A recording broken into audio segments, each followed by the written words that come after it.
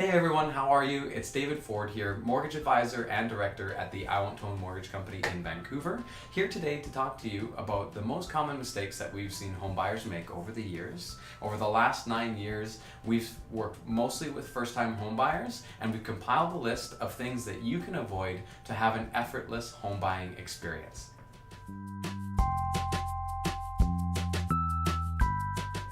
Okay, item number 1. Do-it-yourself property home searches. Most buyers will start their search online, whether it's through rew.ca or realtor.ca. There are a number of different websites. A common mistake that a buyer will then make is to contact the agent who is featured on that listing and disclose information like what their affordability is. Oh, they really want that house. All of these things will hurt them in negotiations because they've actually just given that information to the listing agent who has a relationship with the seller. Oops. You don't have to stop searching online, but hire a buyer's agent first. This way, that buyer's agent will have a relationship with you and will represent you in your best interests and be able to be the go-between from you and the listing agent. Alright, another common mistake is confusing online mortgage calculators for affordability with the reality. It's kind of like Tinder. Everything looks good on the app, but in real life, not so much. And that's sad. True heartbreak comes when a buyer writes an offer on a place only to have it fall through because the financing doesn't add up. They were improperly qualified right from the beginning. At our office, we've taken out online applications so that we can book individual consults with our clients and have really specific scenarios to that person. There are a multitude of different lenders with different guidelines, so an online calculator really isn't truly accurate. What you want to do is make sure that you sit down with a professional and consult them to ensure that the income, debt, your actual preference on how much you'd like to spend is taken into consideration. This way, you're going to have a truly accurate pre-qualification before you go out shopping for a place and avoid the heartbreak of an offer falling through. Speaking of affordability, another common mistake that we see buyers make is mistaking what a bank or a lending institution will qualify you for at a maximum for what they can actually afford.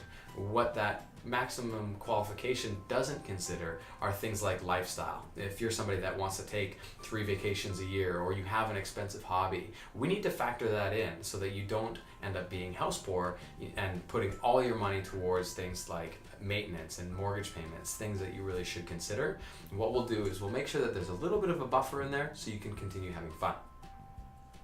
Another common mistake is a super hot topic right now because interest rates have been on the rise. The mistake is not factoring in rising interest rates when you get a mortgage. If you're getting a fixed rate, sure, you know that that's going to be fixed for a term. Say it's 5 years. Maybe a variable rate might go up, might go down, and not factoring that increase in mortgage payment could run a risk for certain clients. We usually recommend people pay a little bit extra. Of course, that's going to bring down the principal, but it'll also give you that little bit of a buffer so that when your mortgage is up for maturity, you've paid down the mortgage balance, maybe interest rates are up a little bit higher, but you're already in a really good place, you've been prepped, you've been warned, and you're making those additional payments anyways.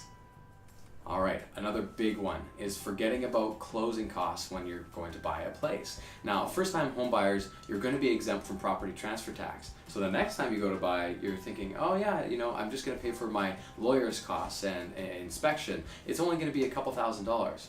Wrong. Property transfer tax is huge. That's the biggest expense when purchasing a home in British Columbia. If you're going to go buy a home for $600,000, that property transfer tax is going to cost you $8,000. Your closing costs are not $2,000 anymore, they're $10,000. And if you don't factor that closing cost in, it's going to bite you when you get to the lawyers. Not a fun expense.